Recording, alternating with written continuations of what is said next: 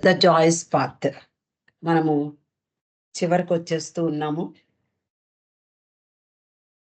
మణి ఆరోగ్యం క్షీణించడం ప్రారంభమైనటువంటి విషయాల్ని మనం చెప్పుకున్నాం. అలాగే ఆవిడ తాను సఫరింగ్ ఎలాగా అయితే అనుభవిస్తోందో ఆ అంశం మీద, అంటే on the topic of suffering అనే విషయాన్ని వ్యాస రూపంలో వ్రాసి పంపించింది. దాన్ని మనం మొన్నటి రోజున చదువుకున్నాము. తర్వాత విషయాల్లోకి వెడదాం. మణి మొదటి ఆపరేషన్ ముందు హఫీజ్ కవితలలో తన ఆపరేషన్ గురించి ఏముందో తెలుసుకోమంది. ఈ పార్సీ లేదా జొరాస్ట్రియన్ మతస్థులకి కొన్ని, అంటే మన ఎవరి మతాలలో ఉండే ఆచారాలు, అలాగే నమ్మకాలు, ఇవన్నీ కూడా అన్ని మతాల్లోనూ సాధారణంగానే ఉంటూ ఉంటాయి. మనం హిందువుల్లో కొంతమంది మంచి మంచి రోజు ఇవన్నీ చూసుకుంటూ ఉంటాం. వర్జం, దుర్ముహూర్తం ఇలాంటివి. అలాగా పర్షియన్స్ కూడా హఫీజ్ కవితలలో ఏముందో తెలుసుకోవాలి అనేటటువంటి ఒక ఆచారం అయితే ఉంది. బాబా కూడా దీన్ని పాటించేవారట అప్పుడప్పుడు. గుర్తుండే ఉంటుంది. మాట్లాడితే అలోబాని పిలిచి హఫీజ్ కవితల్ని తీసి చదువు అనేవారు. ఆ దీవానా దీవాన్ దీవాన్ దీవాన్ అనుకుంటానది. ఆ పుస్తకంలో ఏదో అంటే భగవంతుడిని స్మరించుకుని ఒక పేజీ తీస్తే అక్కడ ఏముందో వీళ్ళకి అది సూచనాప్రాయంగా తెలుస్తుంది. అందువలన మణి తను మొదట ఆపరేషన్‌కి ముందు హఫీజ్ రాసినటువంటి దీవానా లో నుండి ఆయన ఏం చెప్పాడో తెలుసుకోమని అలోబాను కోరింది. దీన్ని టేకింగ్ ఎ ఫాల్ అంటారట. బాబా కూడా ఒకసారి ఈ ఆచారాన్ని పాటించారట. అలోబా బాబా కొరకు అప్పుడప్పుడు ఈ దీవాన్ని సంప్రదించేవాడు. మణి అడిగినప్పుడు అలోబా బాబాను ప్రార్థించి పర్షియాలో ఉన్నటువంటి దివాన్ హీ హఫీజ్ అనే ఆ పుస్తకంలో, ఆ గ్రంథంలోని ఒక పేజీని తీశాడు. అందులో గజల్ నంబర్ 224. అలోబా దాన్ని అనువదించి, ఆయనకి పర్షియా భాషొచ్చు, అనువదించి మణికి చెప్పాడు. అలాగే గోహెర్‌కి, బాల్‌నటుకి కూడా అందులో విషయం చెప్పాడు. అంటే ఏదైనా ఒక చిలక జోష్యం అలాంటిదనమాట. అలా అనుకోవచ్చు. వారికి ఆ గజల్‌లో ఏముందో ఆయన ఆహ్, అనువదించి చెప్పాడు. నిజానికి ఆ గజల్ ఆశాజనకంగా లేదు. అంటే ఏదైనా మంచి జరుగుతుంది అని ఉందనుకోండి, ఆహ్, మణి వెళ్ళబోయే ఆపరేషన్ సక్సెస్ అవుతుంది అని ఒక నమ్మకం ఉంచుకోవచ్చు. కానీ అది ఆశాజనకంగా లేదు. అది వీడ్కోలు ఇచ్చేటటువంటి గజల్లాగా అర్థమైంది అని ఆయన అనువదించి చెప్పడం జరిగింది. తర్వాత మనందరికీ తెలుసు బాలాజీ. ఆయన కూడా ప్రైవేట్‌గా ఎవరూ లేకుండా చూసి చెప్పారట. మణి యొక్క ఆరోగ్యం ఎలా ఉంటుందో మనకు తెలీదు గానీ, ఆవిడ అంటే ఆ గజల్‌లో ఆశాజనకంగా అర్థం రాలేదు అని చెప్పడం జరిగింది. అలాగే చివరి వీడ్కోలు అది సూచిస్తోంది అని కూడా చెప్పాడు. మణి ఈ 2 సార్లు ఆపరేషన్‌లయ్యాయి. ఆపరేషన్ నుండి బయటపడిన హఫీజ్ అంచనా మాత్రం నిజమైంది చివరికి. రెండవసారి వేసిన షంట్ పనిచేస్తోంది అని అనిపించింది డాక్టర్లకి. కానీ ఆమె ఆరోగ్యం మాత్రం క్షీణించడం ప్రారంభమైంది. ఆ కారణంగా కడుపులో నొప్పి వచ్చేది. గోహెర్ దీనికి సంబంధించిన అనేక చికిత్సలు చేసినా ఇంకా దిగజారుతూనే ఉంది మణి ఆరోగ్యం. తర్వాత 'ద డ్రీమ్ బుక్' రెండవసారి ఆపరేషన్ జరిగాక మణి పూనా హాస్పిటల్ నుండి బాబా జన్మదినం నాటికి మెహ్రాజాద్‌కి తిరిగి వచ్చింది. అప్పటి నుండి ట్రస్ట్ ఆఫీస్‌కి వెళ్ళడం మానేసింది. యాత్రికుల సీజన్ అంటే మార్చి వరకు యాత్రికుల సీజన్ ఉంటుంది. వాళ్ళందరూ వస్తూ ఉంటారు, వెడుతూ ఉంటారు. అది ముగిసిన తర్వాత వేసవి కాలం గోహెర్, మెహ్రూతో కలిసి పూనా వెళ్ళింది. కానీ అక్కడ కూడా మణి నొప్పితోనే అసౌకర్యంగానే ఉంది. విశ్రాంతి లేకుండా పోయింది. తిరిగి మెహరాజాద్ వచ్చింది. ఆమె తన నిత్యకృత్యాల్లో పాల్గొంటూ ఒక బాబా ప్రేమికుడు వ్రాసినటువంటి ఒక పుస్తకాన్ని సరిదిద్దడానికి కొంత సమయం కేటాయించుకుంది. అంటే మామూలుగానే తను ఒక ప్రక్కన బాధపడుతూనే తనకి అవసరమైనటువంటి పనుల్లో ఉండేది. ఆ సమయంలో ఒక ప్రేమికుడు తాను వ్రాసినటువంటివి బాబా పుస్తకాన్ని ఇచ్చి సరిదిద్దమని చెప్పారు. దానికోసం సమయం వెచ్చించేది. అది మే నెల. చాలా వేడిగా ఉంది. మణి చాలా అసౌకర్యంగా కూడా ఉంది. మామూలుగా ఉంటేనే అసౌకర్యంగా ఉంటుంది వేసవి. అందులో ఆరోగ్యం బాగోలేనప్పుడు మరింత చిరాగ్గా అనిపిస్తుంది. అలా ఒకసారి ఆమె చాలా చిరాగ్గానే ఉంటూ, నేను అనుకున్నటువంటి పుస్తకం విషయం ఏమిటి అని నాడెల్‌ని ప్రశ్నించింది. అప్పుడు హెదర్ అంటుంది, "నీ కలల పుస్తకమా మణి" అని అడిగింది. "అవును. అయితే ఆ పనిలోనే ఉందాము. మంచిదే కదా! ఆ పనిలో ఉందాం ఇద్దరము" అంటూ హెదర్ సపోర్ట్ ఇచ్చింది. హెదర్ డిక్టేషన్ కోసం నోట్స్ తీసుకుంది. మణి తన కలల ప్రపంచంలోకి వెళ్ళిపోయింది. అలా అంటే మణికి చాలా మనం చిన్నతనంలో చూస్తే అనేక కలలు వచ్చేవి. ఆ కలల గురించి ఒక పుస్తకాన్ని వ్రాసింది. ఆమె తన గాడ్ బ్రదర్ పుస్తకం, తన బాల్యం గురించినటువంటి కథలతో పూర్తి చేసింది. తర్వాత ఆ జీవితం గురించి అంటే చిన్నతనంలో జరిగినటువంటి విషయాలన్నీ కూడా గాడ్ బ్రదర్‌లో రాసింది. దాన్ని చూసి ప్రేమికులందరూ కూడా తర్వాతి విషయాలు కూడా నీ జీవితంలో జరిగిన తర్వాతి విషయాలు కూడా రాయొచ్చు కదా! అంటే, లేదు లేదు. దానికి అంతం లేదు. ఆ పుస్తకం అలాంటి విషయం తీసుకుంటే దానికి చివర ఎండ్ అంటూ ఉండదు. కాబట్టి నేనింకా ఆ విషయంతో నేను పుస్తకం రాయను అని చెప్పింది. కానీ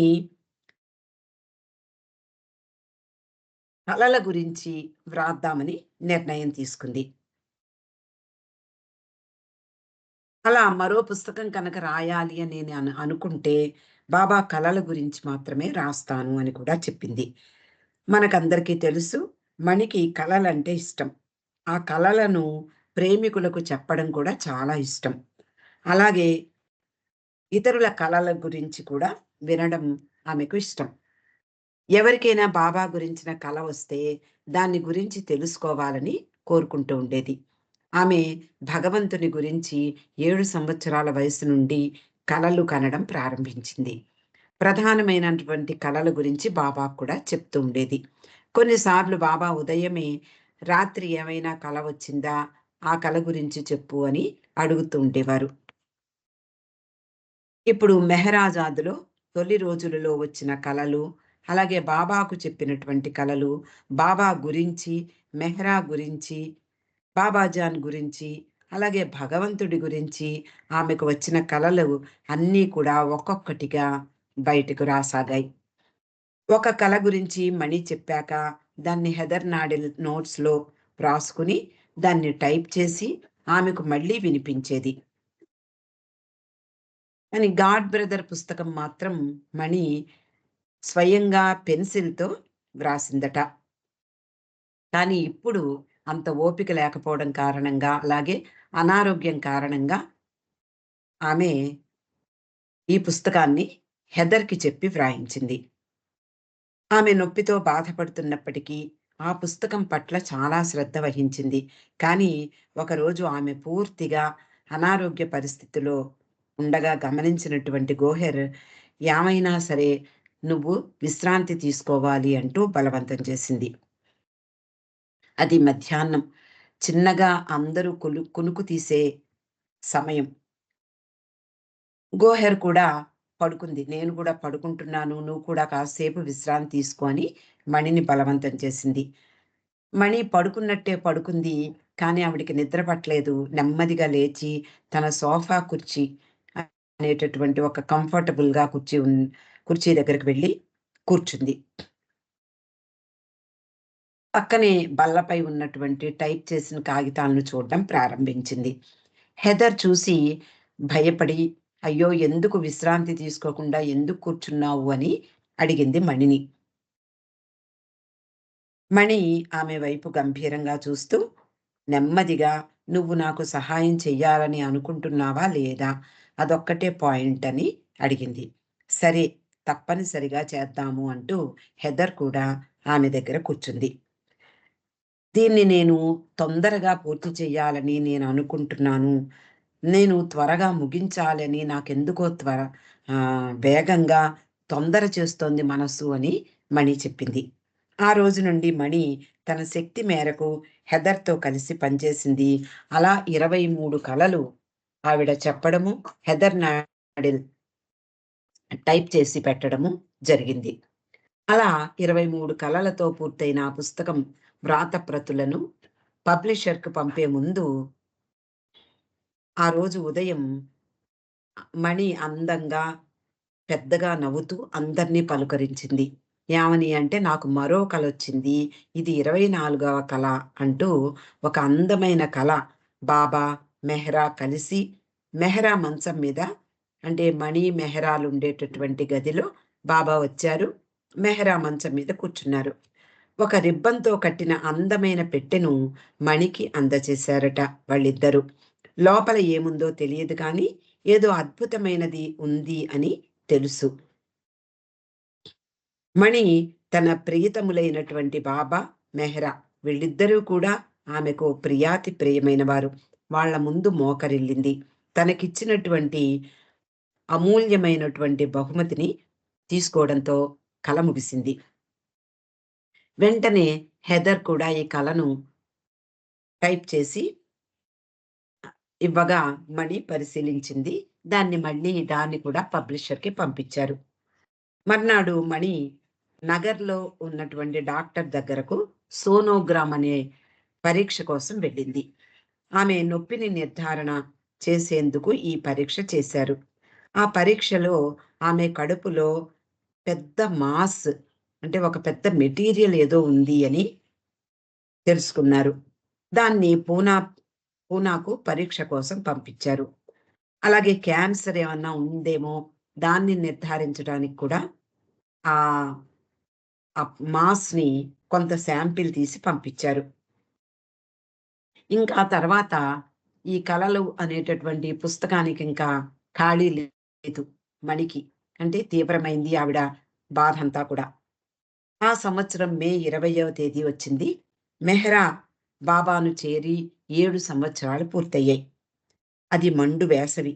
ఆ రోజు మణి మెహ్రాబాద్ వెళ్ళడానికి ప్రయత్నించింది.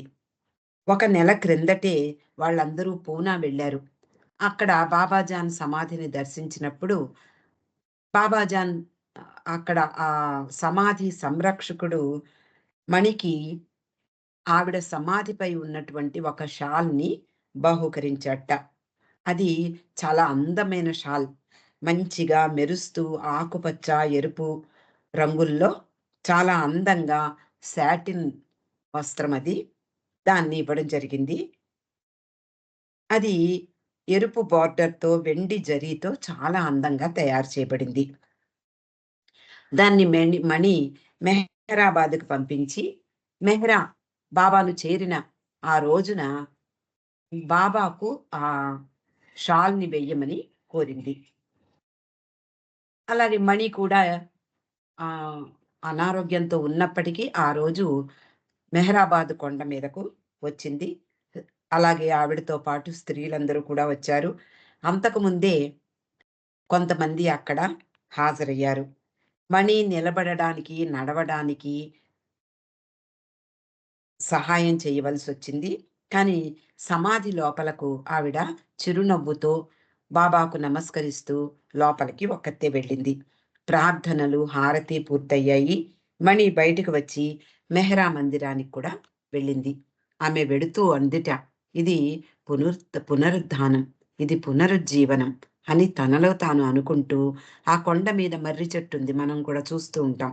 ఆ మర్రి చెట్టు విశాలమైనటువంటి ఆ పొలాలను, కొండలను చూస్తూ నాకు వెళ్ళాలని లేదు అని చాలా నెమ్మదిగా, అతి కష్టం మీద చెప్పిందట.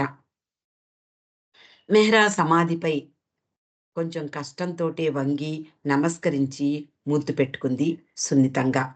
స్త్రీలందరూ వెళ్ళిపోతూ ఉన్నారు. హెదర్ కూడా ప్రయాణమైంది. వెనక్కి తిరిగి చూస్తూ ముందుకి నడుస్తోంది హెదర్ నాడెల్. 7 రంగుల జెండా ఎగురుతోంది. తీవ్రమైన వేడి వాతావరణం. చాలా ప్రకాశమానంగా, గంభీరంగా ఉంది. ఏదో వింత అయినటువంటి భావోద్వేగం కూడా ఆవిడకి కలిగిందట. ఆమె అనుకుందట హెదర్ నాడెల్. మణి చెప్పినట్లు నాకు కూడా ఈ ప్రదేశం నుండి విడిచి వెళ్ళాలని లేదు అని అనుకుంది. కానీ ఎవరికీ తెలియదు. ఇది మణి తనకత్యంత ప్రియమైన బాబా మెహ్రా మందిరాలను మెహ్రా 7వ వార్షికోత్సవ వార్షికోత్సవం రోజున బాబాజాన్ వస్త్రాన్ని ఆయన సమాధిపై ఉంచడము, ఇవన్నీ కూడా ఇదే చివరి సారి. మణి కొండపైకి రావడం కూడా ఇదే చివరి పర్యటన. జూన్ మాసం ప్రారంభంలో మణి ఆస్పత్రికి వెళ్ళే ముందు రోజు మణికి మరో కలొచ్చిందిట. ఆ కలలో ఆమె నవ్వుతూ, పాడుతూ, డాన్స్ చేస్తోంది. ఆమె పైకి ఎగురుతోందట. మర్నాడు ఉదయం మణి పురుషుల వైపు వెళ్ళింది. మామూలుగానే బాల్నటు ఆమెను చూసి, ఈ రోజు ఎందుకో ఆవిడలో చాలా ప్రత్యేకమైనటువంటి హుషారు ఉంది. చాలా ఉత్సాహంగా ఆవిడ ప్రవర్తన కనిపిస్తోంది అని అనుకున్నాడు. ఆ రోజు రేడియోలో వచ్చినటువంటి 'అభంగ'. 'అభంగ' అంటే మరాఠీ భక్తి గీతం. ఆ గీతం అంటే మరాఠీ భాషలో ఎలాగైతేనే మన తెలుగులో ఉదయమే మన సంకీర్తనలు లేదా సుప్రభాతాలు వస్తాయో, అలాగే 'అభంగ' అనేది ఆ మరాఠీ భక్తి గీతం వినపడింది. ఆ మరాఠీ భక్తి గీతాన్ని మణి చాలా ఉద్వేగంగా పాడడం ప్రారంభించింది. ఒక సంవత్సరం కాలం నుండి ఆమె ఎలక్ట్రికల్ చైర్ ఉపయోగిస్తోంది. అంటే దాంట్లో కూర్చుని ఈజీగా మనం మూవ్ అవ్వచ్చు. అలాంటి కుర్చీలో కూర్చుని పెండు గదికి వచ్చి, ఆయన కిటికీ దగ్గర 3, 4 సార్లు అక్కడే ఉంది. చాలా ఉల్లాసంగా ఊగుతూ, చేతులు కదిలిస్తూ, డాన్స్ చేస్తున్నట్లుగా ఈ అభంగను పాడిందట. అందులో అర్థమేమిటి అంటే, పరమ గుణరహితుడైనటువంటి పరమాత్మను కలవడానికి నేను అన్ని లక్షణాలతో వచ్చాను అనేటటువంటి అర్థం వచ్చేటటువంటి ఆహ్, అభంగను ఎంతో ఉత్సాహంగా, ఉల్లాసంగా, చాలా ఉద్వేగంగా కూడా ఆవిడ అంటే చాలా ఆనందంగా పాడడం ప్రారంభించింది. అక్కడ వాళ్ళందరూ కూడా ఆ రోజు విన్నారు. విని ఎప్పుడు ఇంతకు ముందు అంటే ఈ అనారోగ్యం వచ్చిన తర్వాత లేనటువంటి ఉత్సాహము, అలాగే ఉల్లాసంగా మణి ఎంతో ఆనందంగా పాడుతోంది అని మండలి వాళ్ళు కూడా అనుకున్నారు. మిగిలింది రేపు చదువుకుందాం అండి. అవతార్ మెహర్ బాబాకి జై.